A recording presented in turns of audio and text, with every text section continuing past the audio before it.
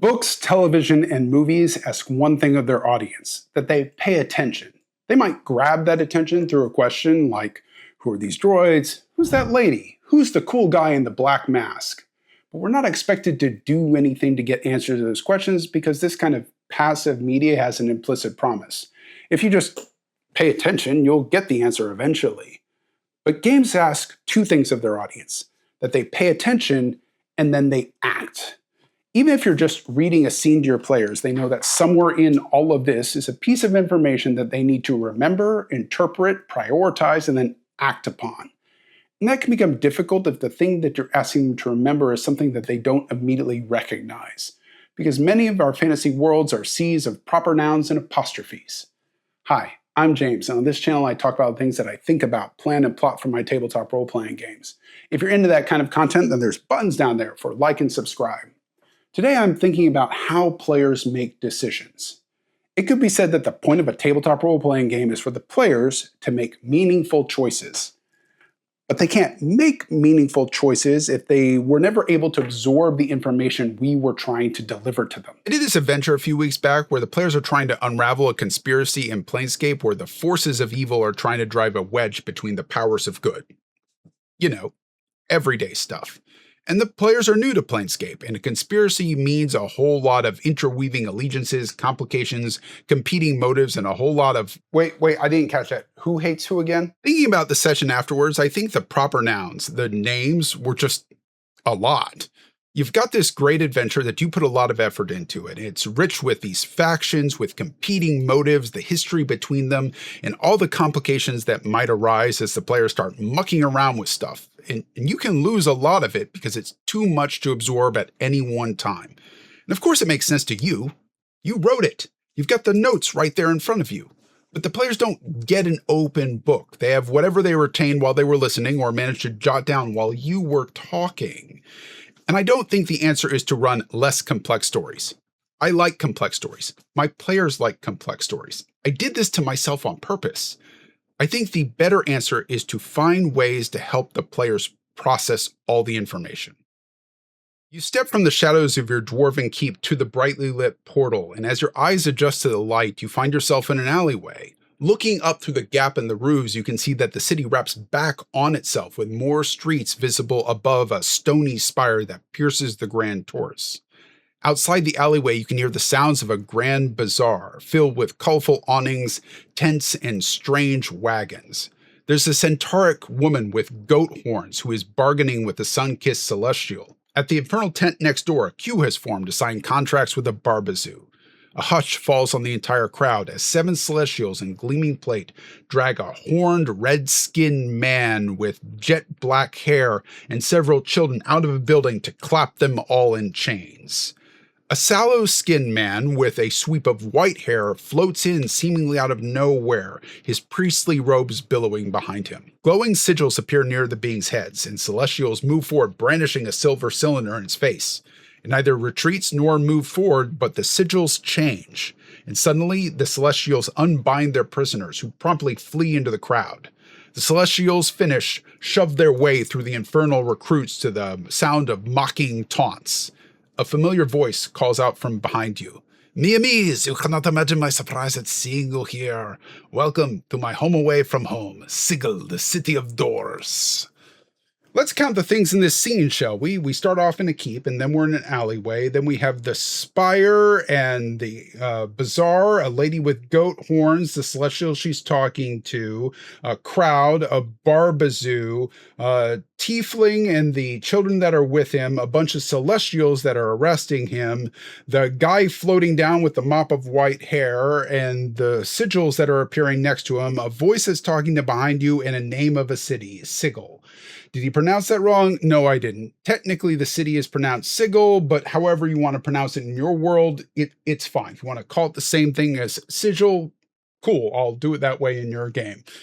That is 15 things, and I am being generous. I'm not counting the light as a thing, the portal that you obviously went through as a thing. I'm not counting the awnings, the tents, and the wagons as something different as the bazaar, and I'm not counting the fact that you would have to know that the crowd is the same thing as the group of people that are signing up from the Blood War. It's a lot. Individuals are going to differ, but we can use Miller's Law as a rough guide that says that the average human working memory can hold 7 chunks of information.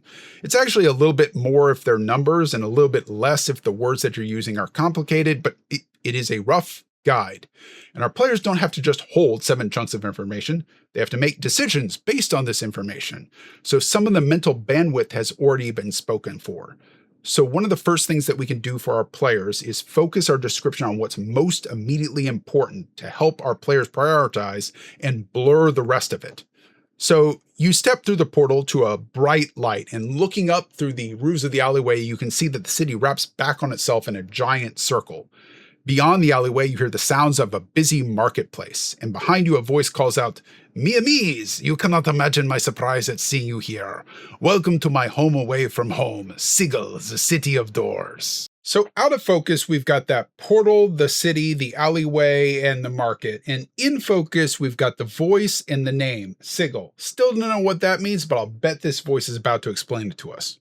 It's a total of 6 things, but 2 things are immediately more important than the others: the name Sigil and the voice. The players have a conversation with the owner of the voice. If that conversation starts taking too long, we're not going anywhere useful, I can interrupt that to reintroduce that tension.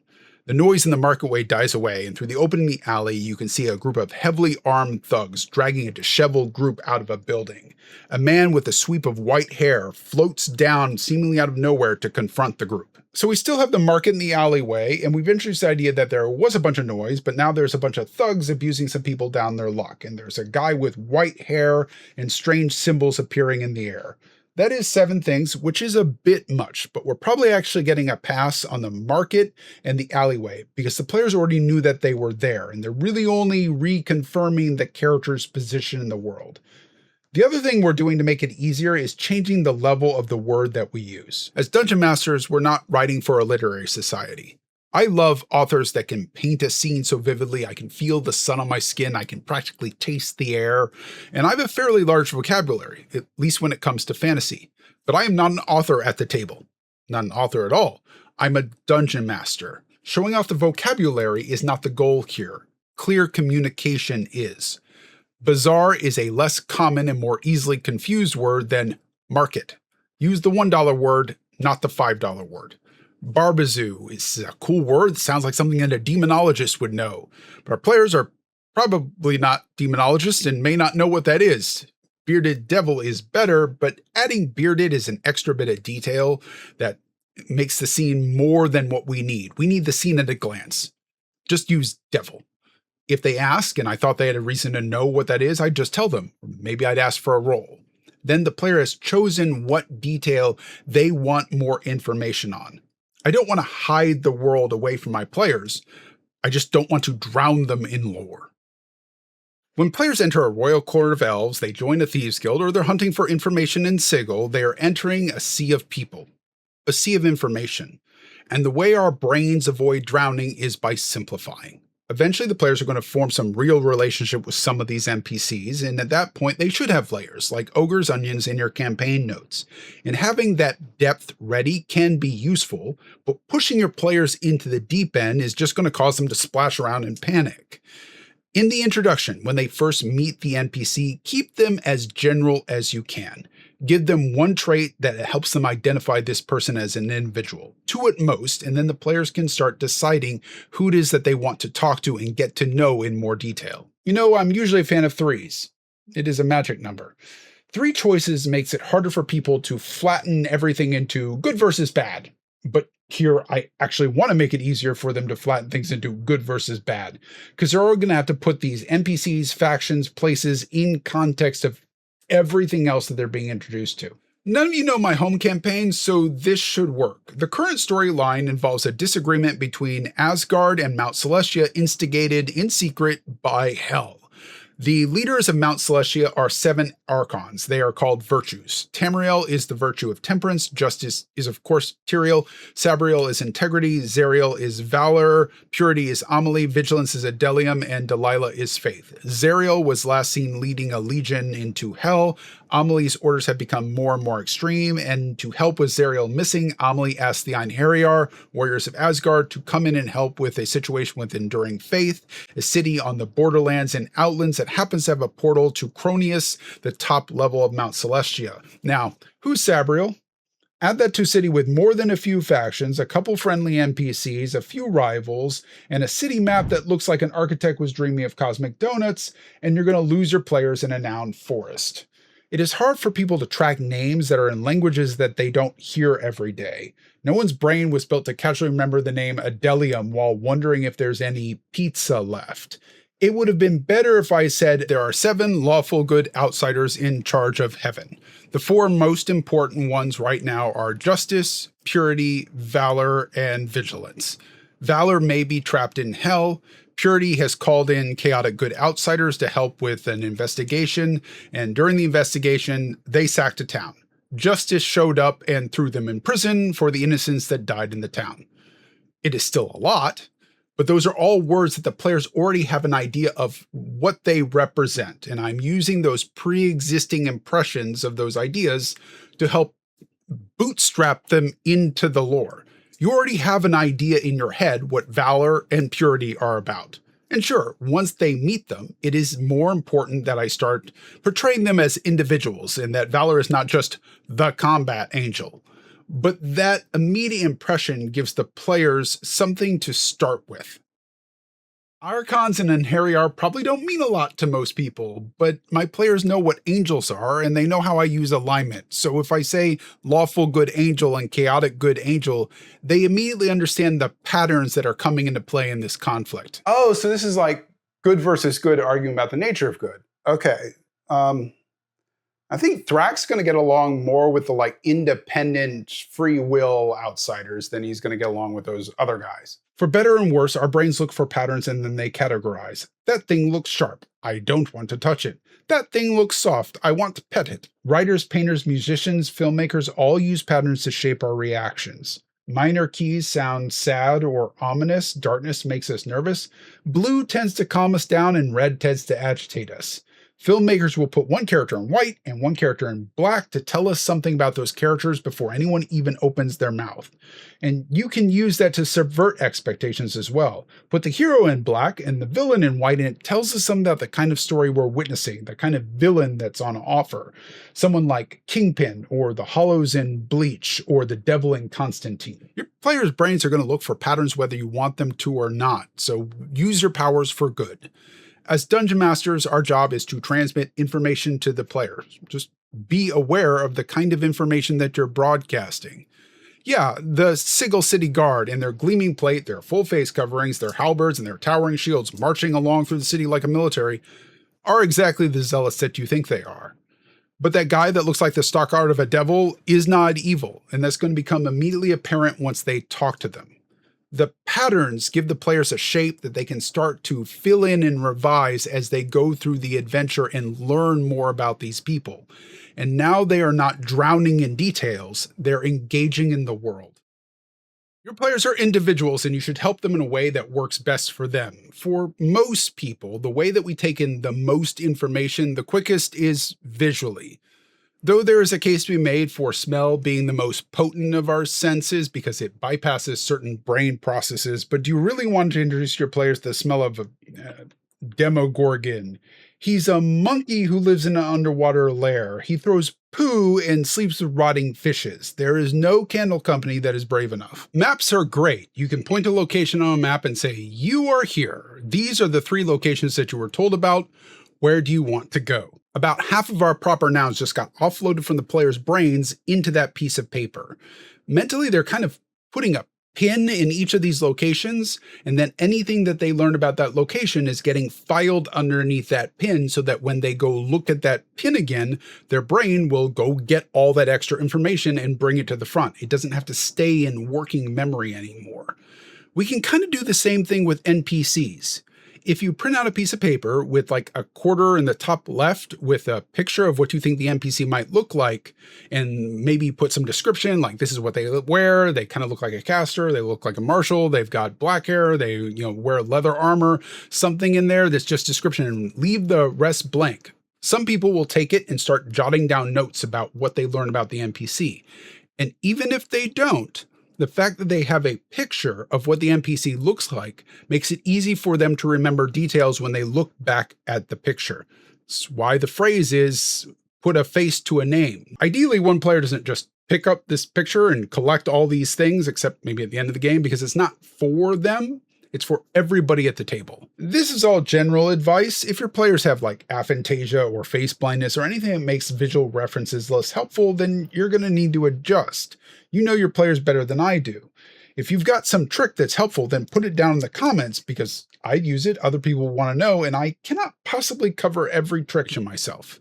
The piece of paper basically becomes a dossier for this NPC, and as the players take notes on it and write down their ideas, seeing the other ideas that the players have in their heads will start spawn other ideas in the other members of the table, and collectively they can make greater leaps than they ever could as individuals.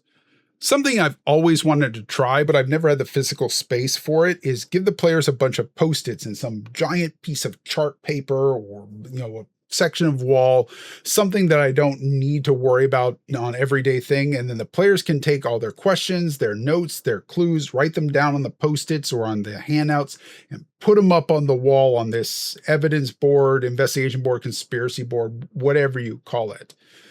Detectives use these things because they've got to meet a lot of people, learn a lot of things in a short amount of time.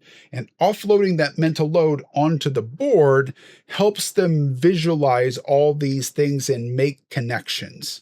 The hope is that by the players putting these things up on the board, they'll start to allow other players to see what their thinking is, see other questions that they might have, and start to make connections in how everything fits together. Even if they're not the one that does it, when they write down their question, someone else might see something and go, "Ooh, that gives me an idea."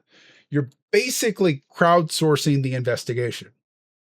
Open-ended games have all the options, which is great right up until it reaches decision paralysis. If your players are having trouble deciding which one would be best, we can use our NPCs to suggest some options and clear up some ambiguities if the player's having trouble sifting through everything that they could possibly do. For example, in this situation, Labas, the guy behind the voice, can tell the players, "If you want to know the official stories, then I would go ask the governors. But if you want the truth and don't mind dealing with souls, I can introduce you to an infernal knowledge broker.